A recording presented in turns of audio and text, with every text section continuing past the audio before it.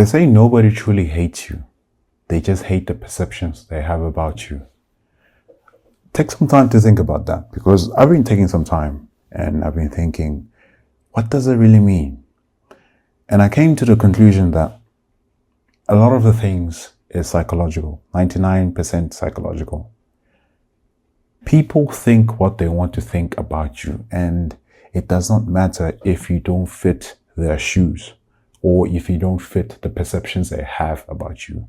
It's always okay not to be the way they see you. For example, you look like a lawyer, you will have to wear suits. They just saw you once wearing a nice suit and they think, oh, this is how he wears typically every day. And then, for example, they see you another day and you're just wearing your normal civilian clothes and they're like, it's not attractive, or it doesn't look good. People will always say whatever they need to say based on the lens they see you through. And again, that's okay. You are not going to fit anybody's or everybody's shoe. There's going to be size 10s, there's going to be size 8s, there's going to be size 1s. If you're a size 9, walk the size 9. There's no other way you're going to fit into a size 7 or size 6. You can fit in a size 10, but it will leave a gap. And that's where the friction comes in, because there's that gap where you're trying to meet others' expectations, but you can't fill in that gap because the shoe's too big. So I've been always just thinking, okay, what does it mean really when people say it's just the perception they have about you that they hate and not truly hating you? Which led me to the question, or not the question, but you remember the time when Nelson Mandela was released from prison by F.W. de Klerk? I know it's an old story and all that, it's history, but it kind of makes sense. White people never wanted Mandela, right? Because of the perception they have about him. He was a rogue guy, he was a bit too violent, used to carry a gun. And I understand that because times were rough back then. But F.W. de Klerk decided, you know what, let's release this guy and make his people free. If white people truly hated black people, they wouldn't have let Mandela be where he was post 94. They wouldn't allow that. But the perception they have about him was the one that held him captive. So that was the challenge. But then again, my phone is running out of battery. Hold on. I'm actually using it as my camera because my MacBook's camera is a bit bad. I think it might be charging right now. Okay, fine. Sorry about that. So I might be way out of context from the Mandela story, of the Mandela story. But long story short, white people freed him because they saw a different version of him or who he could be. That's the perspective, the lens that they saw him through. And that is why post 94, we have all this freedom as whites and black people, right? So truly, nobody hates you. They just hate the perception they have about you. And if you don't fit everybody's perspective of you, that is totally okay. I used to be afraid in high school, primary. I never used to speak much. And I've always had some sort of imposterness or imposter syndrome in me where I never felt good enough. I felt as if life was intimidating. It wasn't for me. I was not going to go anywhere. And I realized that some people did not like the way I presented myself. Sometimes I was a bit unclean. I wasn't sure about myself. I didn't know how to articulate certain things. And that was the problem I needed to fix. Once I was able to fix or at least better my speech or better myself in that way, people started respecting me.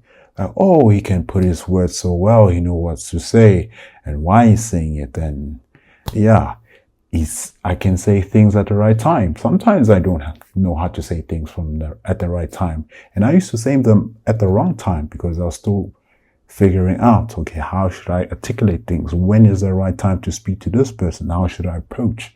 So there's all these things that I had to learn. But again, as I was saying, people never liked me because of the way I sounded to them or how I presented myself. And that is the perspective. If maybe I presented myself in a way of service, not really speaking, helping them out, they would have liked me because they're benefiting from my transactional act.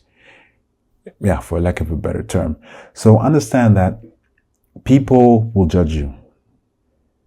People will see you the way they want to see you. If you get those who are seeing you the right way, approach those people, stay with them because they're feeding into your positiveness or they are feeding into you. But again, it can be a double-edged sword because they might be complimenting you, but it's really the wrong thing. You know how you're in the wrong crowd?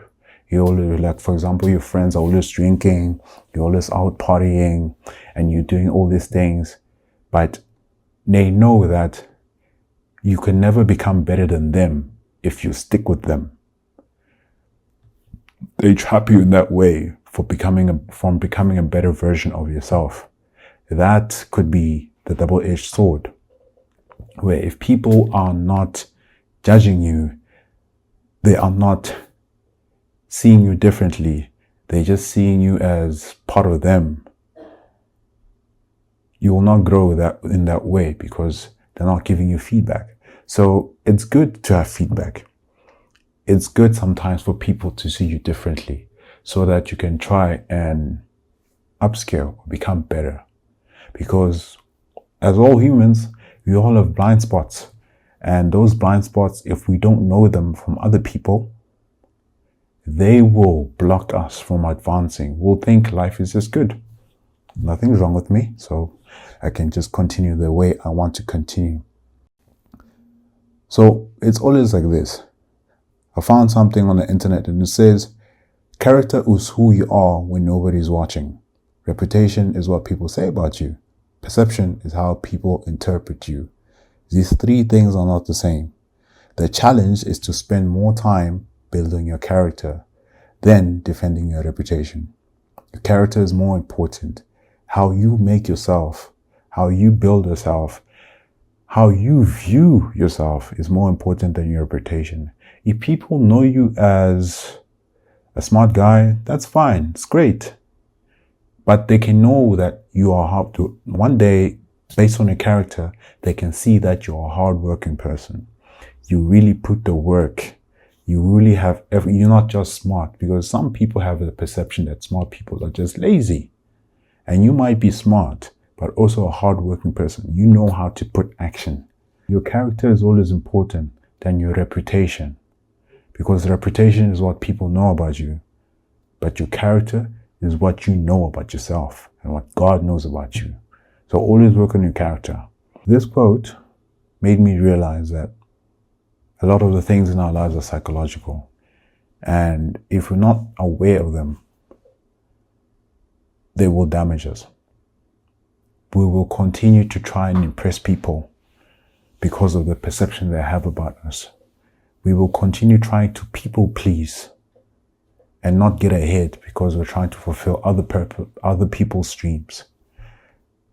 So it's always important to see yourself, know who you are, and allow God to see you.